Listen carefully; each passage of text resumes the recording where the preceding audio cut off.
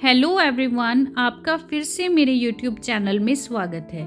आज मैं आपके लिए एक ऐसी स्टोरी लेकर आई हूँ जिसमें एक भूत ने अपनी मौत के रहस्यों से पर्दा उठाने में मदद की थी।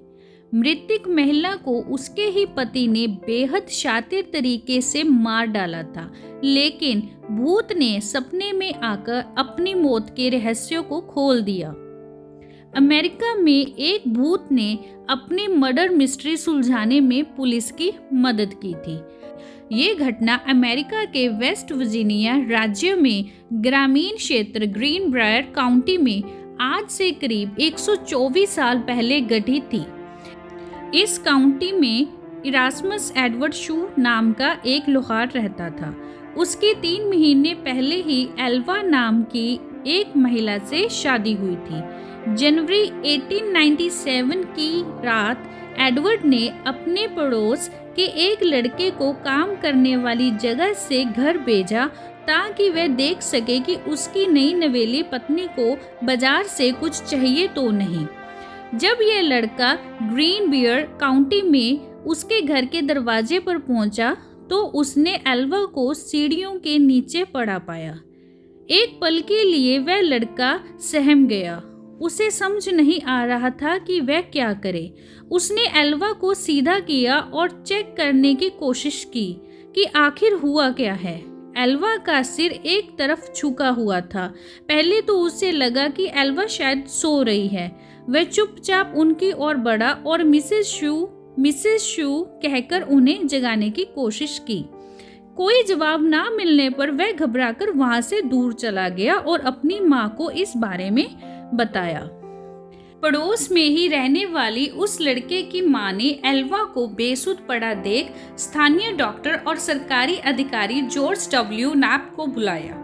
सूचना देने के लगभग 1 घंटे तक नैप घटना स्थल पर नहीं पहुंचे, लेकिन तब तक एडवर्ड शू वहां पहुंच चुका था।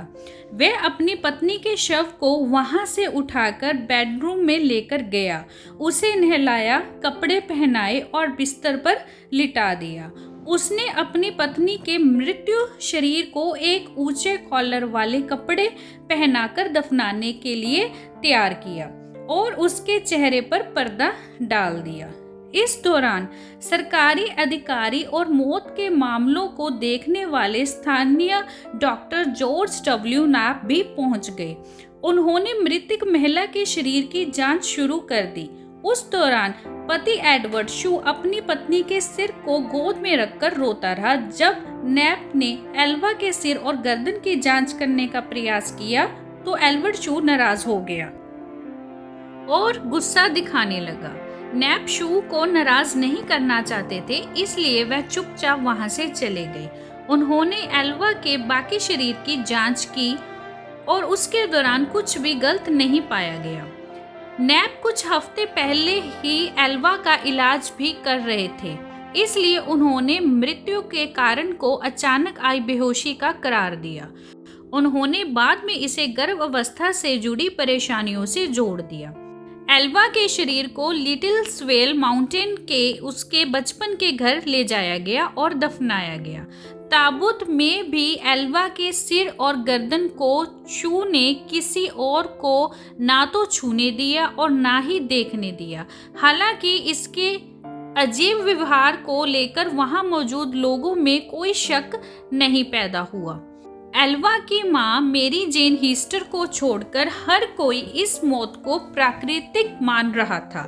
वो शू को कभी पसंद नहीं करती थी और उन्हें बिना सबूत के भी यह यकीन हो गया था कि शू ने ही उसकी बेटी की हत्या कर दी है।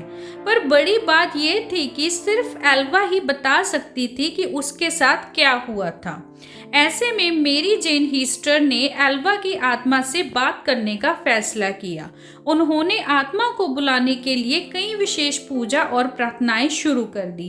कई हफ्ते तक सुबह शाम प्रार्थना करने के बाद उसे एल्वा की आत्मा से उत्तर मिला।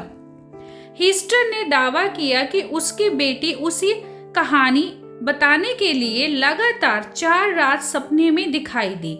उन्होंने कहा कि आत्मा पहले एक उज्जवल प्रकाश के रूप में प्रकट हुई, धीरे धीरे एक मानव रूप लेकर अपनी कहानी बताने लगी। इस दौरान पूरा कमरा ठंड से भर जाता था।